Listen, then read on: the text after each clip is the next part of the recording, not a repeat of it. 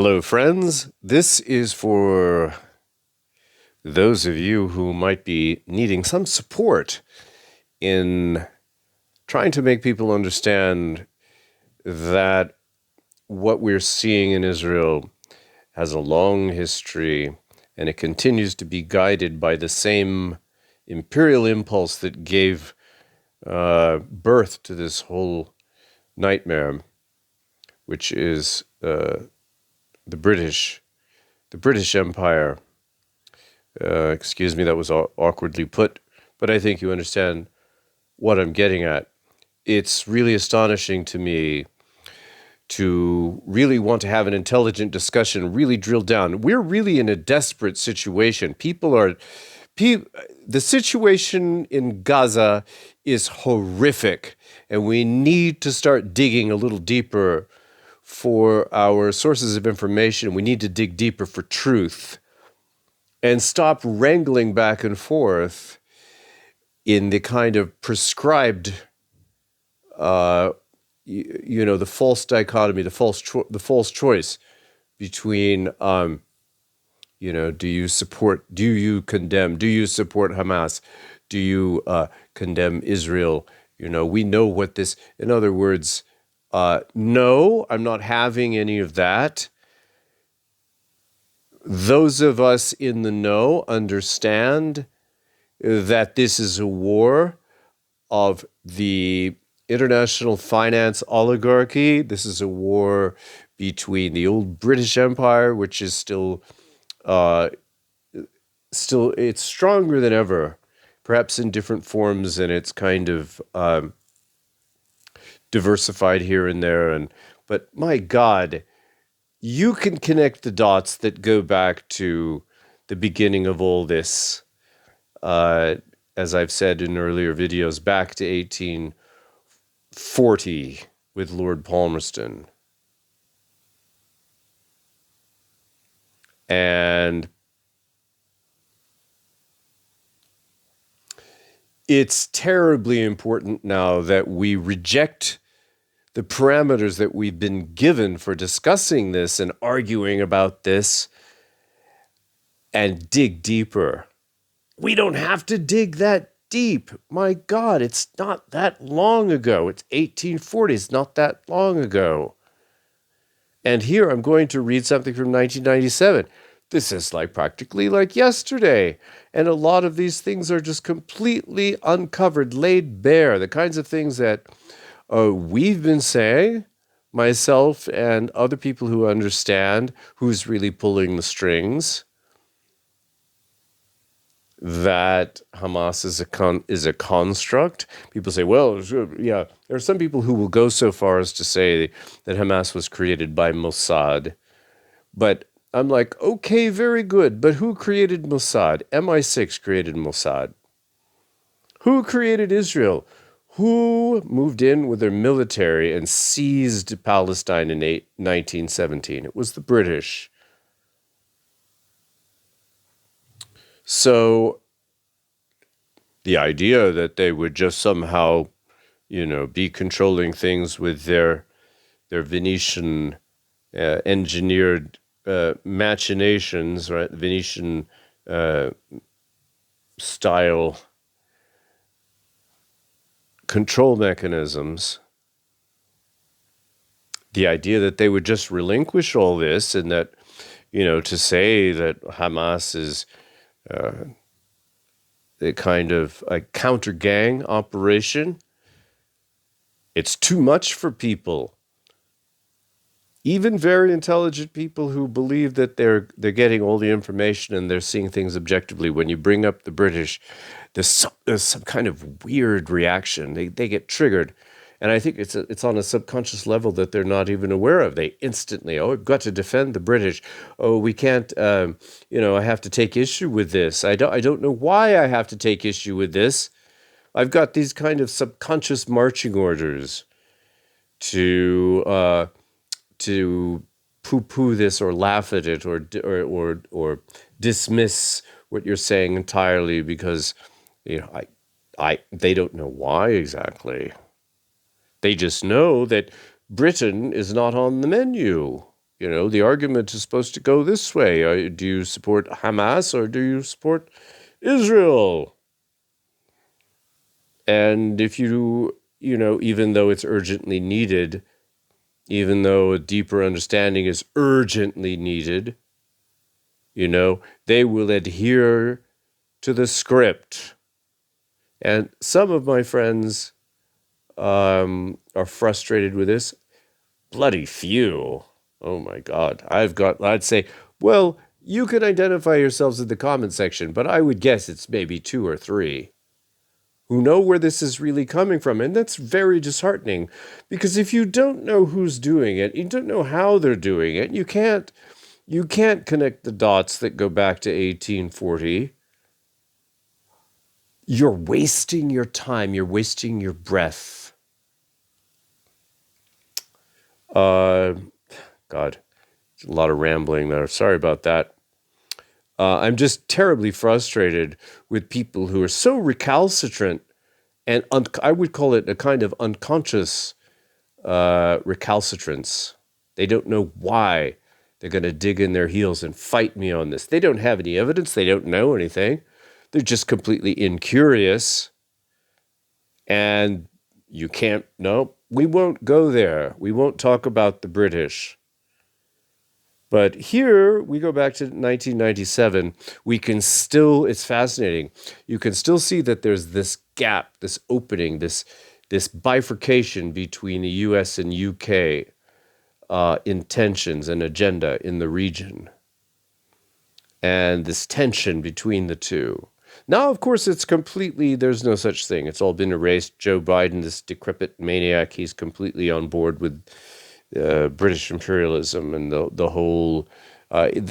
He's like Tales from the Crypt. He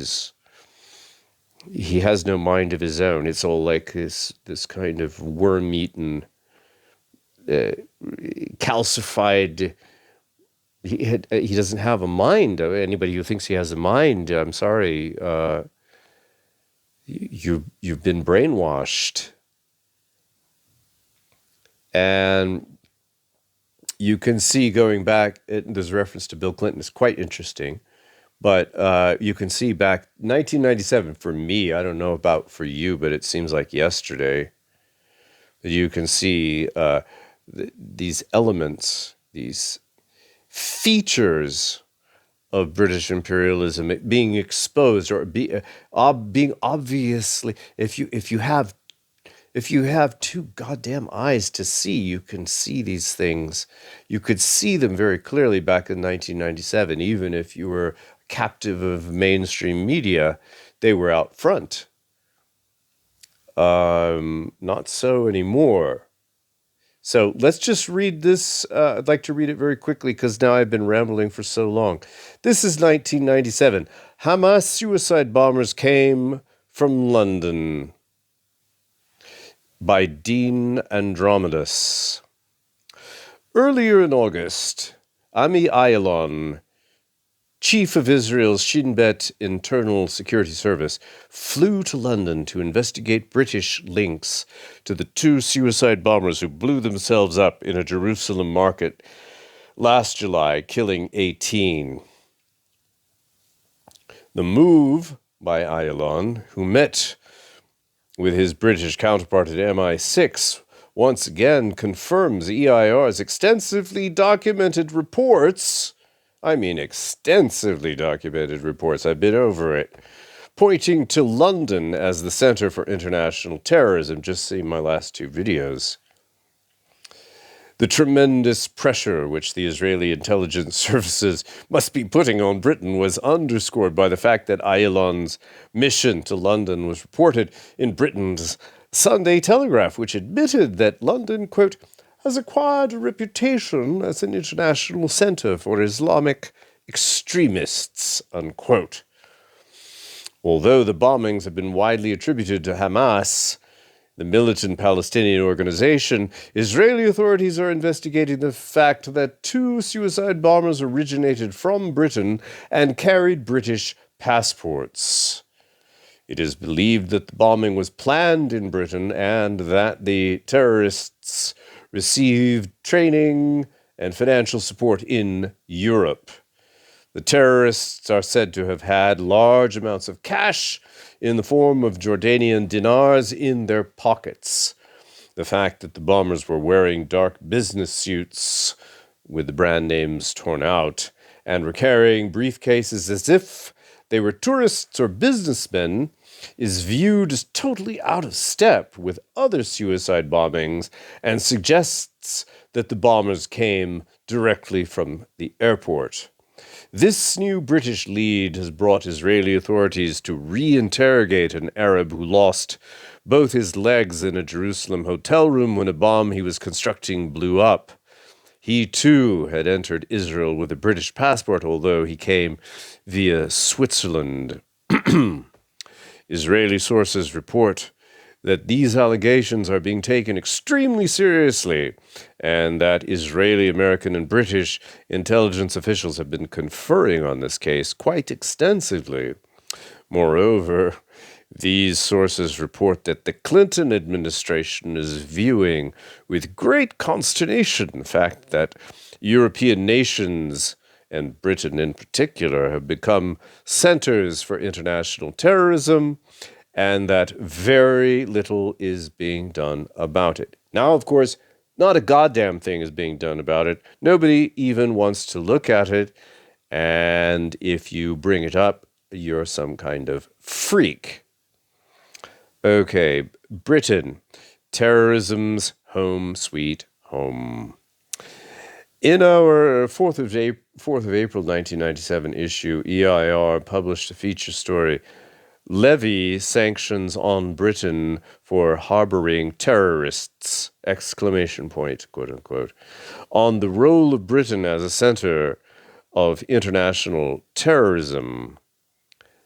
Among the more than a dozen major international terrorist organizations with headquarters in London are such groups as the notorious Islamic Jihad, and I'll bring that up in another video, the provenance of that ridiculous phrase, Islamic Jihad, and why it's ridiculous, and the fingerprint of Freemasonry on that, and quote, and going on, and so-called Islamic groups which operate in Egypt, the Armed Islamic Group, which operates as a counter-gang to the legitimate oppositionist Islamic Salvation Front in Algeria, and various anti-Saudi groups, period. Several Palestinian extremist organizations are based in London, including factions often linked to Hamas, but which operate independently of the leadership of that large and highly factionalized organization. One senior British intelligence source admitted that the report of a British role in the Jerusalem bombing, as reported in the Sunday Telegraph, was, quote, substantially right, unquote. You might want to play that again. Should I read it again? Maybe I'll read it again. One senior British intelligence source admitted that the report of a British role in the Jerusalem bombing, as reported in the Sunday Telegraph, was, quote, substantially right, unquote. When asked to elaborate, he told EIR, quote, it's the Nelson's blind eye principle. It's when someone turns a blind eye to what's going on, unquote. To find out who's turning a blind eye, he confided, quote, look in the direction of the Foreign Office, especially the Arab hands. Yeah, how Arab are they, I wonder? Especially the Arab hands there, and you'll get an idea. More than that, I can't say on the telephone, unquote. I can't say on the telephone. In a related development on the 11th of August, a trial began in Cairo, Egypt, of 84 members of the Egyptian Islamic Jihad group on charges relating to the bombing of the Khan al-Khalili Bazaar in the center of Cairo and the assassination of government officials. On trial is the leader of the ring, Akram Abdul Aziz Sharif, a naturalized British subject of Egyptian origin who returned to Egypt in 1995 under orders with financial support from the Islamic Jihad's base in London. He was the key liaison with the London-based leaders Ahmed al-Nagar and Abdelmajid Abdelbari.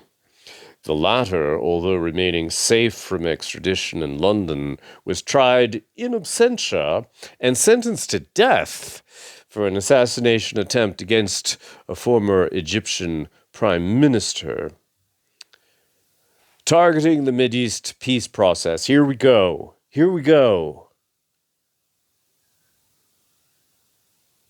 The reference to the British Foreign Office turning a blind eye ironically brings into focus who is ultimately responsible for these bombings. Not only did the bombings occur on the eve of a major U.S. initiative to restart the Palestinian-Israeli peace talks, CEIR August 22nd, but they occurred at a point when Israeli Prime Minister Benjamin Netanyahu is facing tremendous opposition across the political spectrum, including from within his own party.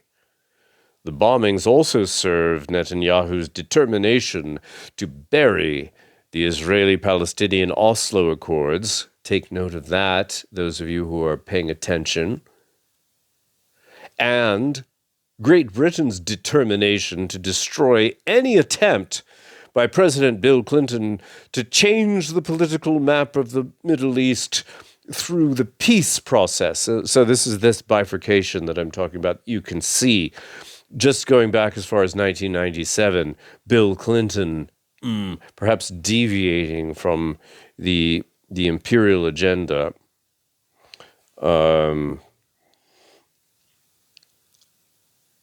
And we, flash forward to today, this is what I do here is called retro research. I go back a few decades and then say, come on, guys, this was all being discussed and openly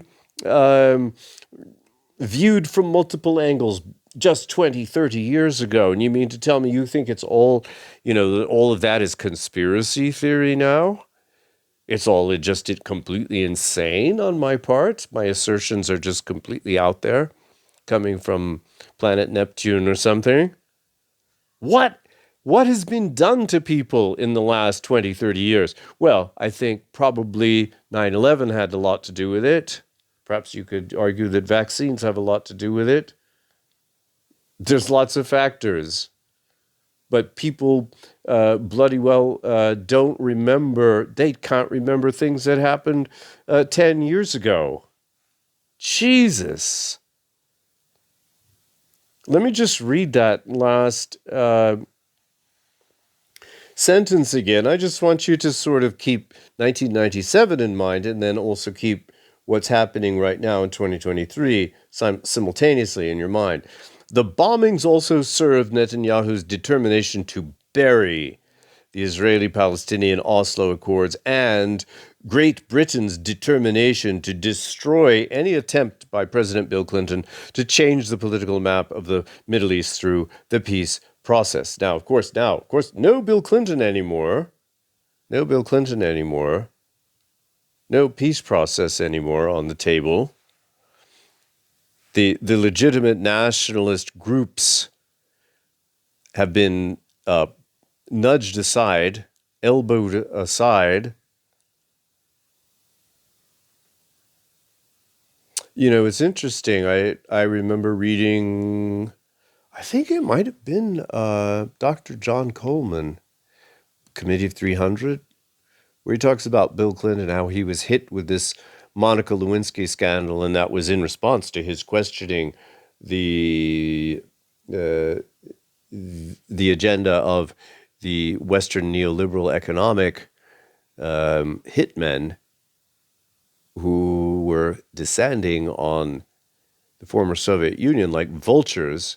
And he was saying, not sure if it actually, maybe it's not such a good idea to gut Russia economically. Maybe to cripple them. Maybe there could be a better, more humane, more intelligent way. And then as a response to Bill Clinton deviating, that was when he was hit with the Monica Lewinsky scandal. I don't know. Pretty sure that's Dr. John Coleman. Check into that. But here you have Bill Clinton at odds. We don't know how much, but certainly there's some discrepancy between what Bill Clinton might have been aiming to do and what the deeper, more entrenched British imperial interests have in mind. Not surprising, going on reading. Not surprisingly, Netanyahu's press spokesman David Bar Ilan, former editor of the Hollinger Corporation's Jerusalem Post, Hollinger Corporation, that's like complete British mouthpiece, responded to the charges of Britain's role in the bombing by continuing to put the blame on Palestinian President Yasser Arafat. Quote, "It makes absolutely no difference whether they arrived with British or other foreign passports," Bar Ilan said. He attacked the United States, not Britain, as the base for Palestinian extremists. So he undoubtedly was cued in on a deeper level to the deeper, more Venetian designs on this whole operation, and understood that there's good terrorists, those who have offices in London and who are given safe haven by the British government, and those who might be, in a genuine and sincere way, taking the lead or taking the same direction as President Bill Clinton that time. That's the bad kind of quote unquote terrorist, you see. Let me go on. Here we have some nice photographs there. Quite good. Let's read the captions here. Former Israeli Prime Ministers Shimon Peres and Yitzhak Shamir, while they have been political foes over the Oslo Accords, they are now working together in an effort to oust Prime Minister Benjamin Netanyahu, a madman, driving the Mideast toward war. Now you see, this madman, indeed, here we have now 26 years later, he's madder than ever, and his political fortunes, whatever people say, are not waning. You're not going to dislodge this man with anything other than brute force. So look at these two guys. All right. Opposition to Netanyahu has manifested itself from all quarters, which see Netanyahu as an instrument of extreme right-wing Zionist circles based in London, New York, and France. It's interesting, it says New York here as opposed to Washington, because as you see in Washington, Bill Clinton is perhaps genuinely pursuing a peace process, but it says New York here, and that means we're talking about Wall Street. And Wall Street has long, ever since the beginning of the Republic, it has been in kind of a mirror. It has mirrored and has been governed and controlled by the interests in the city of London. So that's why it says here New York and France. Even among certain members of his Likud party, these foreign Zionist circles are not seen as having Israeli national interests as their priority. No, national interests are antithetical to the aims of the international finance oligarchy. Just play that over in your head and underline it as a general principle. On July 24th, only a few days before the suicide bombings, a bipartisan group held its first meeting in the Israeli Knesset parliament which dedicated itself to bringing down Netanyahu as prime minister. Of course, that's still not going to happen. It brought together such Knesset members as former Labor Minister Shimon Peres, the architect of the Oslo Accords, and former Likud Prime Minister Yitzhak Shamir, who opposed the Oslo Accords.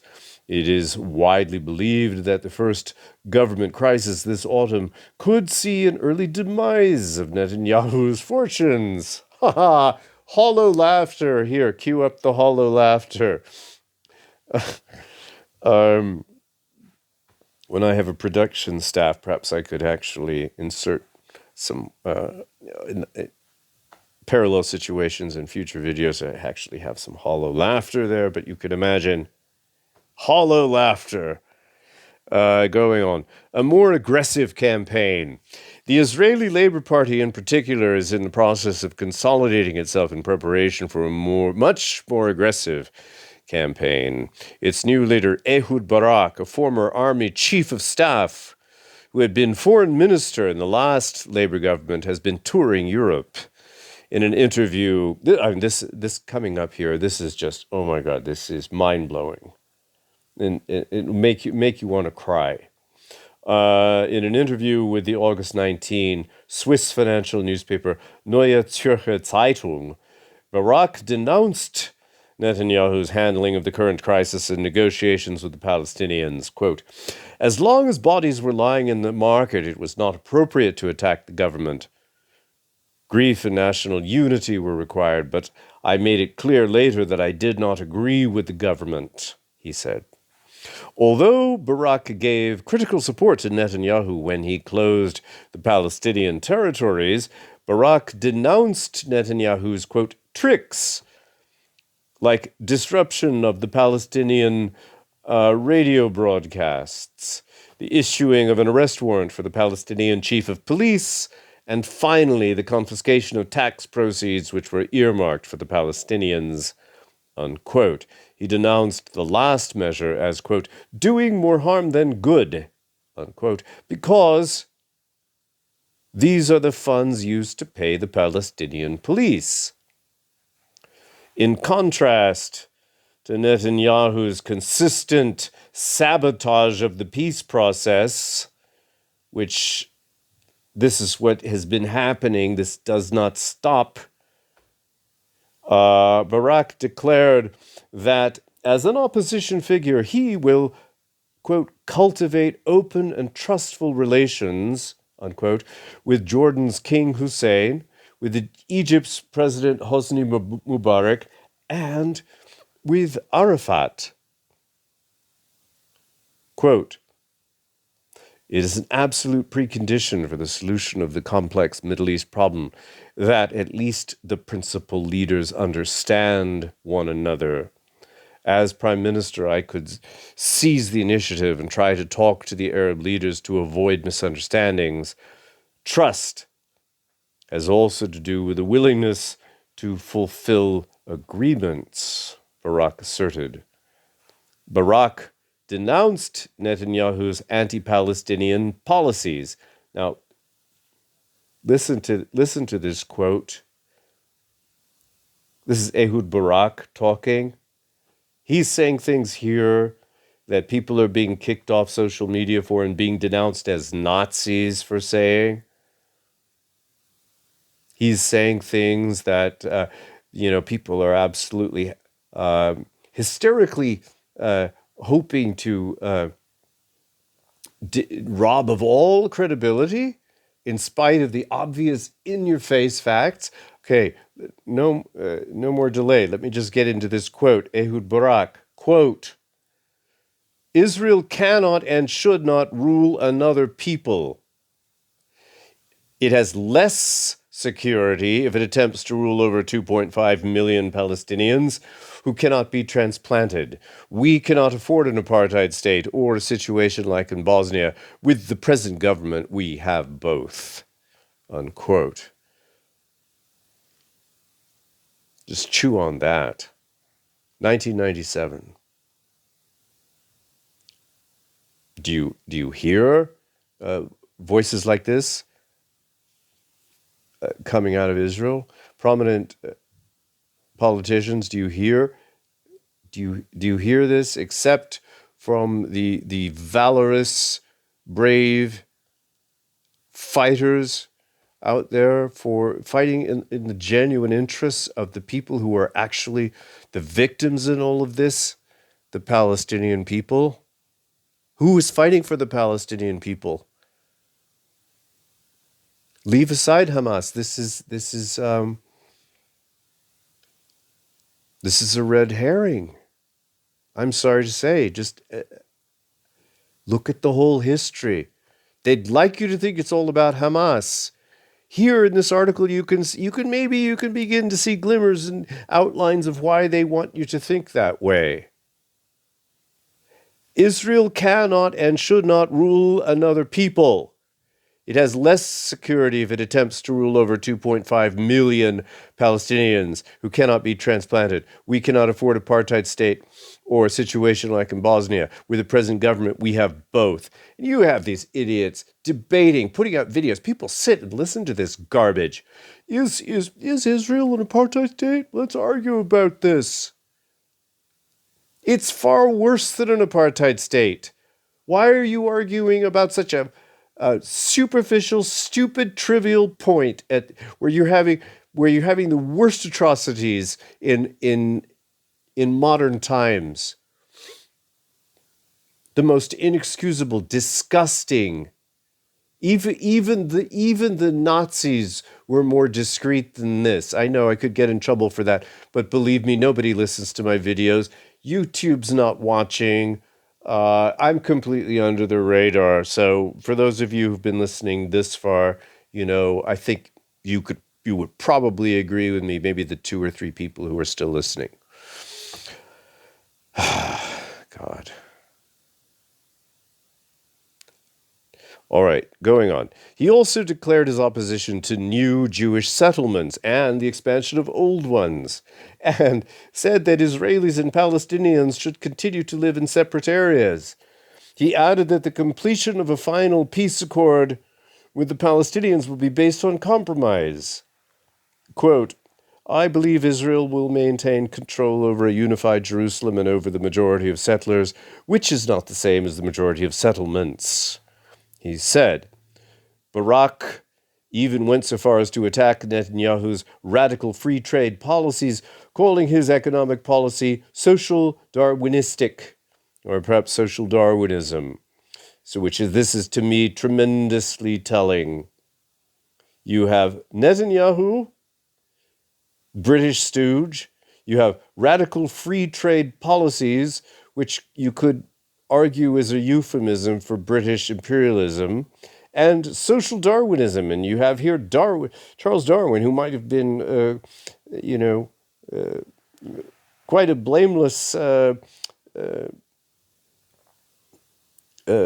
curious soul, if you will, but nevertheless, Darwinism, the fact that you're not able to question it in universities all over the world, attests to the fact that the British imperialism seized on the essential tenet of Darwinism, survival of the fittest, as justification for the empire. And this is supposed to embed deeply in your mind a justification for exactly what you're seeing today. I'd like to see someone make a video about how it's completely untrue. There are a good number of scientists and mathematicians who are taking issue with Darwin's theory of evolution. They're not all creationists. The question is, why is it that if you're in academia and you even question Darwinism, you'll be thrown out on your ear or you'll be ostracized? Because it's a central tenet that supports genocide, that supports any ugly policy you can even imagine that is at the service of imperialism.